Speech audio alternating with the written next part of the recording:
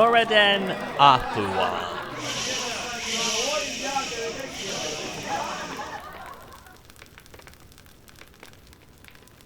Historians still seek to find out more about the mer whose actions ended the Fourth Era.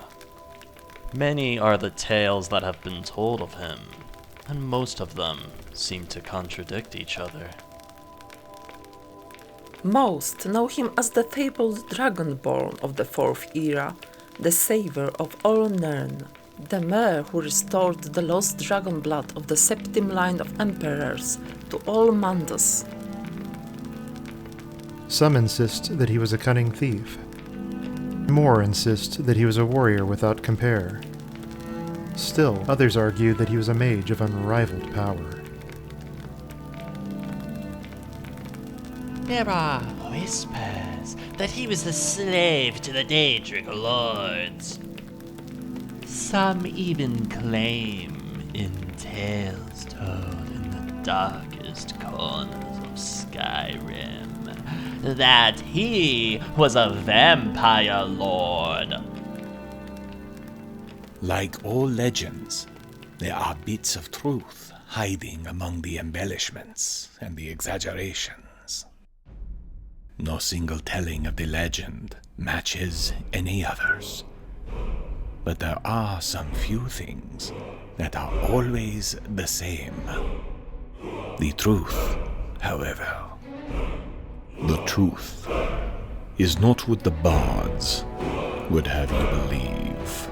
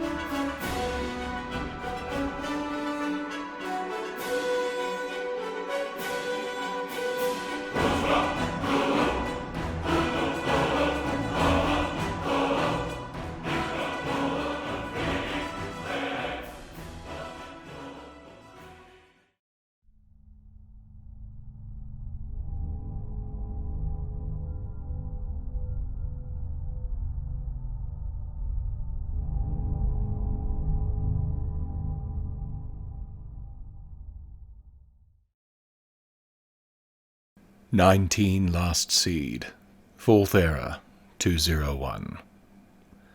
The day dawned with grey clouds hanging over the city, threatening to drown it in rain. If one were to believe in omens, I would think this would not be taken as a good one. I gave up on omens long ago, however, after one charlatan told me, with a straight face no less, that I would be responsible for the death of an emperor. Imagine. I mean, never mind the utter gall of someone to give that kind of prediction, but to apply it to me, of all people? It's almost enough to make me lose what faith I have left in people.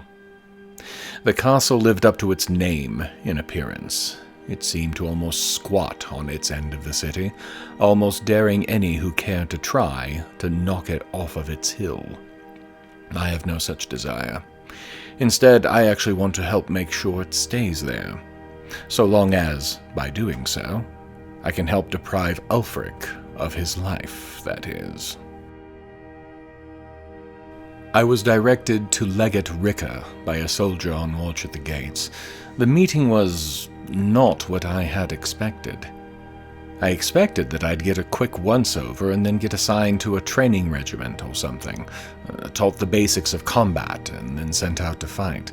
The legate, on the other hand, seems to have a different idea in mind. Her first questions were about my past, which I made no secret of. As she heard about where I came from, what I had been until a bare 2 days ago, she became increasingly interested for some reason. When I concluded my tale, she was quiet for a moment, as if thinking. "You are not normal militia material," she said slowly. I felt my heart sink. though I had almost half expected it. A moment later, however, and I wasn't disappointed. I was more terrified. I think you might be of more use as an irregular trooper. You crossed the entire north of the province with almost literally nothing, and from the looks of you, none the worse for it. Before I do that, though, I need to know what you can do. Instead of formal training, I'm going to be given a test instead. A straightforward one. If I survive, I pass. If I don't, well, I won't be in a position to worry about anything at that point. I have been directed to Fort Hragstad, along the northern ridge of the hold. It's bandit-held, similar to the place I passed near Dawnstar. The Legion wants it, and I am going to clear it out for them. Me, against an entire clan of bandits in a frozen wasteland with no backup. Trial by fire, indeed. But if I want to accomplish my aims in Windhelm, there is only one acceptable outcome. I agreed, turned, and walked from the castle with my back straight, head high, and totally unsure how I would accomplish this task. After selling a few more items and doing a little bit of leather crafting, I set out into the wilds of Haffinger Hold. The first leg of the journey was simply retracing the steps I made yesterday, at least as far as a small shrine at a crossroads. I spent a moment looking at the statue within it, but I didn't recognize the woman with wings. There was an odd feel to it, but beyond that, it seemed just some mad artist's flight of fancy. At the crossroads, I turned north, climbing to the top of the northern ridge before turning to the east again. My destination wasn't far along that road, but looking at the massive stone walls and the shadows of those who manned the walls, I felt a true bit of fear for the first time. I mean, I had felt some level of it when the Legate gave me the task, but suddenly it was far more real. What was I doing here?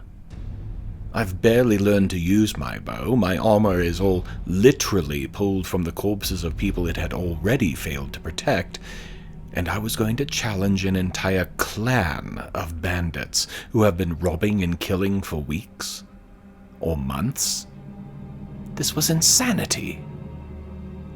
And yet,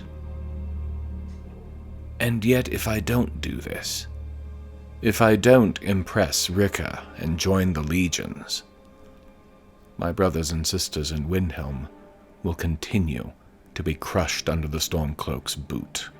He might even somehow win the coming war. This thought, and this thought alone, steeled my soul. I could do this.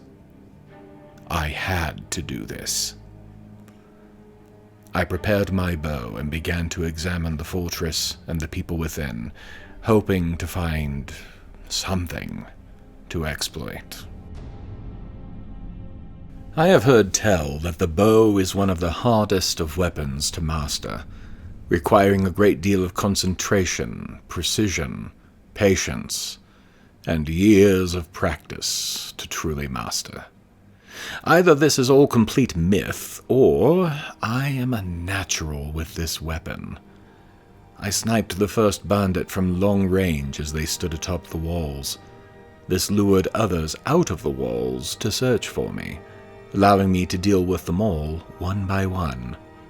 At last there were only 3 left inside the walls, so I approached quietly to determine how best to deal with them. Not as stealthily as I had imagined, however, as I was spotted and was forced to kill them in rapid succession. None of them got overly close, though one Orzamer with a mace almost made it close enough to hit me. In the aftermath, looking around the courtyard, something became apparent to me. Most of these bandits were only slightly better clothed than I was just 3 days ago in Windhelm. It was a sobering realization. But for my choice to take up arms against Windhelm, I could have made the same decision these poor people had, turning to robbery and murder to survive.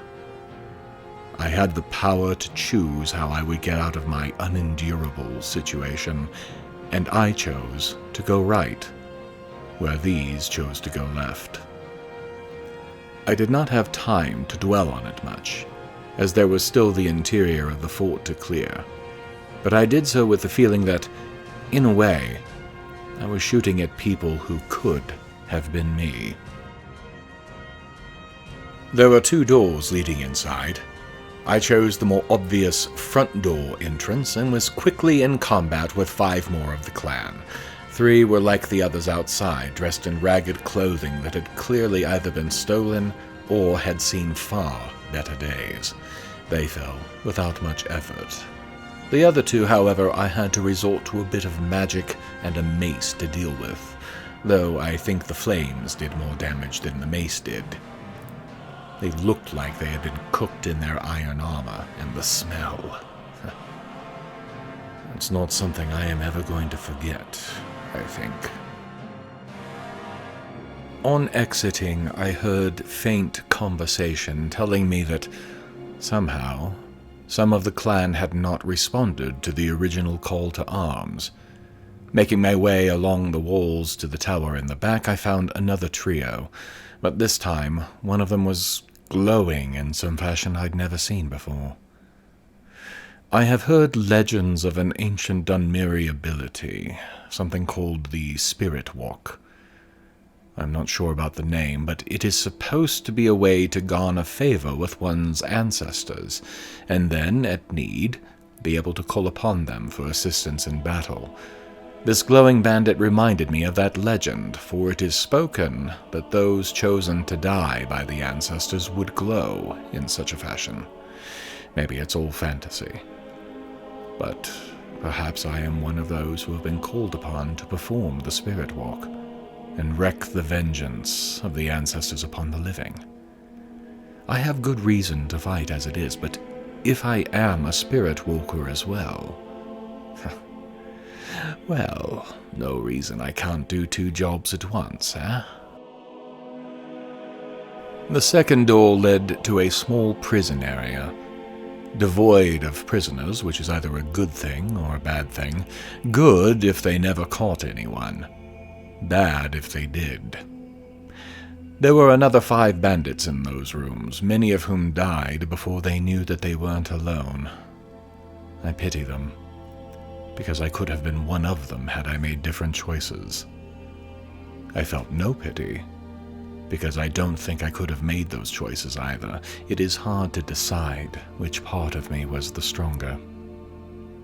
What this has done, though, is given me my first true taste of combat. While I will not claim to have been an unsurmountable foe on the field, especially given that many of them were half-starved fugitives, I will claim that the fight does seem to suit me. Perhaps that was what Rikke wanted to know. Perhaps she wanted to know if I could take down an entire fort as well, but the first is equally important. It may even be that she'll want to hear the entire tale, decision by decision, to evaluate how well I plan. I won't know until I report back to her in Solitude. Tomorrow. The sun is on the horizon, and as cold as it is up here, I am in no mind to make the hours-long walk back to the city. There are plenty of cots here, some of them even halfway clean. I will sleep. I will ponder. And on the morrow, I will return to Solitude. Besides, I can't afford another night at the Skeever. 20 Last Seed, 4th Era, 201. I left the fort at daybreak, having gotten a surprisingly good night's sleep. There was a small spring to my step, I think, as I left. It did not last long, however. I had reached the main road, was all, when I was set upon by these short green creatures with armor and weapons and magic. I had never seen one before, but I believe that they were goblins. It took some time to deal with them, as they were reluctant to close to melee range and kept moving constantly, making archery more difficult. But in time, I killed them all. A strange creature, Certainly one of the uglier things I've ever seen in my life. The trip back to Solitude did not take overly long. Perhaps it was the promise of a warm place to return to, or maybe I was just overjoyed to still be alive after the impossible task I had been set by Legate Rikke. But either way, I was quick to return to Castle Dower. I arrived in the middle of a discussion between the Legate and General Tullius, a rather heated one at that. I tried to politely ignore what they said, but one cannot help but hear things, and what I heard chilled me to the bone. But more on that particular piece of information in a moment. It will make better sense talking of it after other things have been said. Following the discussion, Rikke saw me and greeted me warmly. She never asked if I had completed the task or not, which means either someone was watching me the whole time, which I would not put past her, or she simply takes me at my word, which might best be described as less than intelligent. Given what I have seen of her so far, and her rank, it is not likely the second choice. With my test passed, General Tullius administered the Legion Oath of Enlistment. I am now a full member of the Legions, which means soon I'll be able to start sticking it to Ulfric. On that note, more about the conversation I overheard. We have intelligence that indicates that Stonefist, Ulfric's own general, thinks he has found something of significance. Now, I know Stonefist. We in the Grey Quarter all do. He is a no-nonsense, do-it-right the first time kind of person, and his name isn't just something someone made up either, as any who have tried to fight him hand-to-hand know. He's also no dummy. He won't take action on something unless he's pretty sure. The item he thinks he's found isn't something you claim to know about unless you are absolutely certain.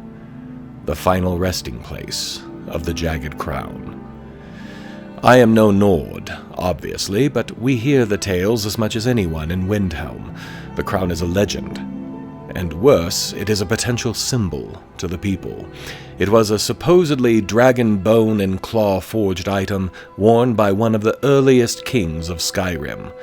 But through the usual time and wars, its location has long eluded the Nords. Now, Stonefist thinks he's found it at a tomb called Corvinund. And even worse, this place just happens to be in Stormcloak's backyard. More close to halfway between Solitude and Windhelm, but slightly closer to his side, which means the Stormcloaks may already be there searching. If they find it, then Ulfric gets a lot more credibility with the Jarls before the moot to choose a new High King even meets. And that I cannot allow. I am to make all haste to Corvinund, where I will meet with the Legate and a small number of the Legion to claim it for ourselves. General Tullius believes it to be a fool's errand, that the crown doesn't exist. He may be right, but dare we leave that to chance? I will be leaving once again, heading for the wilds. Finally, however, in pursuit of my own objectives. Sticking my sword in Ulfric's side as many times as possible, as often as possible. I was warned, not that I needed it as I passed the place on my way to Solitude, of an old fort that sits near the road towards Morthal. Though it is thought to be another clan of bandits, I have seen the skeletons that man the walls. The place is a necromancer haven, I think, and I want nothing to do with them. So naturally I had little choice but to deal with one specific member of the cabal that roosts there. As I approached the fort, I caught sight of a faint glow from the top of the fort's gates, the same glow I saw at Ragstad yesterday. My belief that I might be a dunmeri spirit walker is now only strengthened. It took some small amount of time to set up the shot, to wait for the target to hold still long enough for the arrow to cross the distance. But eventually, I had the shot I wanted. The arrow flew and, after several seconds, hit home. The target slumped and fell immediately, and I felt a small but noticeable surge of energy when he did. I continued my journey, keeping half an eye on the search that they were mounting behind me, just in case, but I don't believe that they ever saw me. I had more or less planned, because of the late hour when I left Solitude, to stop in Morthal for the night. It is not ideal. The tomb I'm heading for is south of Dawnstar, meaning a long march on the morrow, and, likely, an assault on the Stormcloak forces there during twilight hours. I was surprised to see that there was a small battle in progress as I crested the hill that looked down on the road fork that would lead to the city. It didn't last long. The Morthal Guard were attacked by a Stormcloak patrol, and it seems it went badly for the Guard. If the Stormcloaks attacked, then Morthal must be leaning towards remaining with the Legions. And even if they weren't, the Stormcloaks were right in front of me, and hadn't noticed me arrive. I slipped into the shadows, and, with little fanfare, I cut down the surviving Stormcloaks with arrow fire.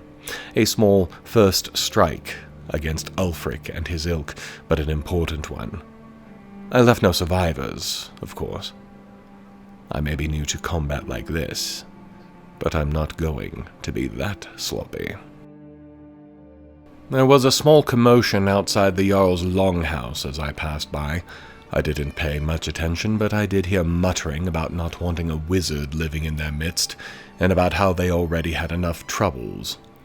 I won't say I trust wizards either, and I've heard tell that people from places like this are even less trustful of magic in general. But I wonder if they aren't making something of nothing. It wouldn't be the first time, and regardless, it's not my problem. I took a room at the Moorside Inn. Cheaper than the Skiva by far, and comfortable enough from a quick look. It also completely emptied my purse. With luck, I'll get some pay, or loot something from the tomb, legally, mind. I'm not of a mind to steal from the dead. That can keep me going. I'm used to not having cash, of course, but the last few days have been simply wonderful in that regard. 21 Last Seed, 4th Era, 201. There is one major difference between the last time I walked this road, barely 3 days ago, and this time. Last time I was not wearing an Imperial uniform. In most cases this will not be a cause for difficulty, but as I approached the pale border and saw the Stormcloaks manning the station, I suspected it might be problematic. I was correct in that suspicion. Had they let me, I'd have walked straight through with no trouble intended or created. A quartermaster, however, took offense to my choice of colors, and attacked me, summoning the Stormcloak to her side, and the Pale Guard along with them. Since I had suspected it would come to this, I had been ready. The Guard, surprisingly, was the toughest of the group. The quartermaster and Stormcloak went down with single arrows, but the Guard took 3 before he fell to the ground and expired. The Stormcloak I feel no remorse over. The Guard, however, he was doing his job, nothing more. Likely Dawnstar doesn't care one way or the other about this upcoming war, but backs Ulfric because he is closer and far more threatening than Solitude and the Legions. Another victim of Ulfric's power grab. I said a brief prayer over his body, but left the 2 Stormcloaks to rot. They knew what they were choosing. I was forced to kill another Stormcloak patrol not far past the border post, this one containing yet another of the Pale Guard. After giving a brief prayer over the Guard's body, as I did earlier, I rifled through the gear the Stormcloaks had. As I did, I thought. As cold as it was, I had been planning on stopping in Dawnstar to warm myself before heading south to the tomb. After these 2 patrols, I am not certain that's the best idea. I mulled it over as I continued towards the city, and once I reached the crossroads, made my decision. A random patrol in the middle of the wilderness I can handle, obviously. An entire town dedicated to hunting me down, however, that would be another thing altogether. Even if I pulled it off somehow, it would only turn people against the Legion, and, more importantly, make them turn to Ulfric. Instead, I made a small fire to warm myself, and then turned south. It was about that point that a Khajiit thief made a fatal mistake. Oh, do not mistake me as calling him a thief because he was a Khajiit. I would be a horrible mer indeed to do so. No, I call him a thief because he demanded my money, which I don't have any of. I tried to tell him that. He wouldn't have any of it.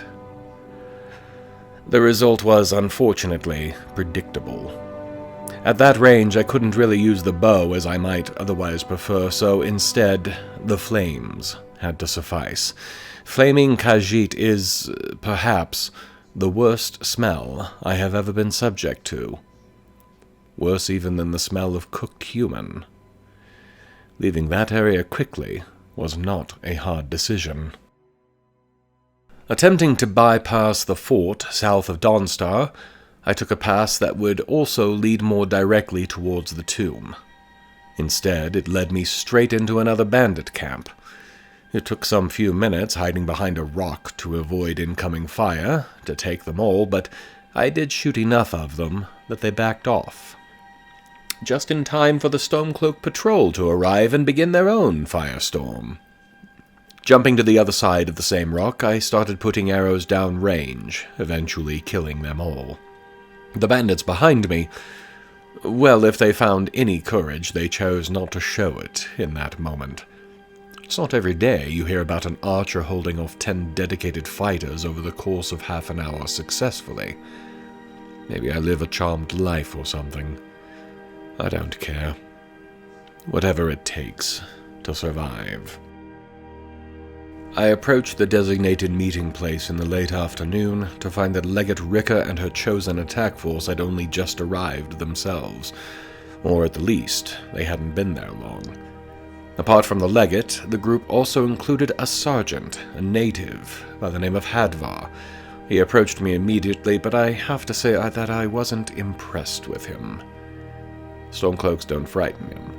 That much I would expect. When he started babbling about how the ruins themselves didn't want us there, that he was feeling scared of the place itself, that was when I lost my respect for him. It is a place full of dead people, nothing more. I'll give him this, though. He wasn't letting his fear get the better of him. As for the Legate, she was disgusted that the rebels had gotten here first, but admitted it gave us the advantage of surprise. Especially with night falling soon, they are unlikely to expect us to drop upon them. The attack went as well as we could have hoped. We didn't lose anyone, whereas the Stormcloaks fell to a man. We regrouped briefly at the tomb entrance before entering, the Legate offering more encouragement. Inside, it was almost immediately another battle with the Stormcloaks, who had been left to watch the door, only a small number, which fell quickly. Room by room, we advanced. The Legate watched over everyone, as well as the layout of the rooms we traversed, and when she suddenly halted us all, wary of an ambush, she put me to direct use. I was sent to find another way into the next room and start the festivities, if you will. The path wasn't hard to find, and my signal to the others was unmistakable. I dropped an overhead light into some oil on the floor where a trio of cloaks were standing. Their screams, absolutely heavenly, brought the charge of the Legion into the room. We lost one of our own in that fight, but it was a lucky stab more than anything else. Deeper we went, searching for the jagged crown and the remaining Stormcloaks. Perhaps Hadvar wasn't as wrong as I had believed. We had begun to encounter walking corpses. I have seen some forms of necromantic magic, of course, but nothing that would account for this. Perhaps the dead truly are rising to defend this tomb, or maybe it's the Stormcloaks, using dark magic and having it backfire on them. I will let more knowledgeable people make that decision. What I do know is that we are now further in than the Stormcloaks ever got. The last two died at a large stone door in a long hallway decorated on both sides with large stone-carved murals. The event shown made little sense to me, but I heard some of the others talking about rooms like this, commemorating events that those interred in the tomb would have been part of. That large stone door was the only apparent way forward, and it was like no door I have ever seen before. A large circle panel with 4 holes in it, 3 rings with different markings around that, and no clue as to how to open it. A search of the cloak closest to the door did find something odd, however, a sculpture in ebony of a dragon claw or some such. The claws, however, caught my attention on it. The arrangement of the claws, rather, seemed to match the holes in the center of the door. It took me some minutes, but when I realized that the 3 symbols on the claw, in its palm, matched the symbols on the door, I realized I was looking at a giant combination lock. I rotated the rings, inserted the claw into the holes, and the door pulled away. There won't be more cloaks to kill, but I do wonder if we will have more of these undead or not. That question was answered fairly quickly, as the next room nearly drowned us in the dead. Another gate barred the way, and again I was sent to look in the less obvious places to seek a way to open it. On the second level of the room, I found the lever, which also awoke several of these undead monsters. My perch allowed me to place arrow fire into the creatures, while the legate and the rest took the fighting to them personally. It took some minutes to down them permanently, but there is no longer any doubt that these tombs can defend themselves. They were just the first act, as well. In the next room we found a throne, complete with one of the dead upon it, the object of our search upon its brow. I had a feeling that removing it would not be the best of ideas, but that was what we were here to obtain, and the legate was not going to leave without it. I put myself into a dark corner, anticipating what was to come. The fight was a nasty one. My arrows did not do any real damage, it seemed, and so I had to resort to mace and flames. They really didn't like the flames, and kept trying to come at me, stepping around the other survivors to get at me. I turned this to advantage, backing and staying always just out of their reach. The Legion, meanwhile, took them down one by one until, finally, we silenced the corpse that had been sitting upon the throne. The jagged crown is now ours. The legate is keeping her men here to do a more complete search, but I have been directed to take the crown and get it to the general in Solitude. I was about to leave when I could have sworn I heard some kind of chanting from the back of the room.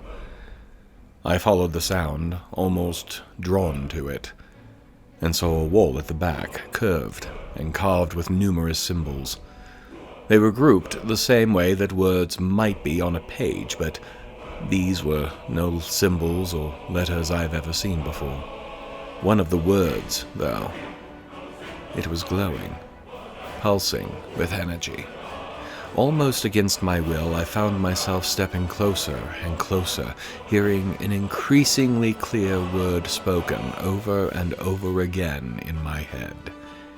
Finally, as I stepped to within touching distance of the wall flared brightly, and I heard the word shouted one last time in my head. Time. Then, all was quiet. I shook my head, feeling almost as if someone had punched me straight in the face.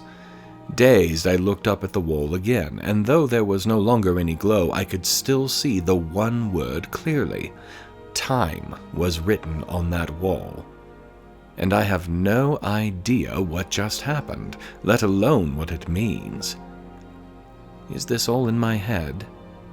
Or did something actually just happen? I had a job to do, so I put the entire thing in the back of my mind to ponder during the trip. I will find an answer later, if it's important, and if not, well, then I won't have wasted my time with it. I emerged from the tomb to find night had fallen. Worse, a snowfall was in progress, which makes my traveling back to Solitude even more problematic. The nearest place to rest my head for the night would be Dawnstar, but that would be a terrible idea. For the same reason it was a bad idea earlier today. I am not thrilled with the idea, but I may have to push through the night. The Stormcloaks will realize their force isn't returning soon, and they may assume, correctly, that we have the crown. I won't be able to move fast through the snowfall, but as long as I can outpace any potential followers, I will be safe enough. Even better, we will have denied Ulfric something that he wants, and that is motivation enough for me.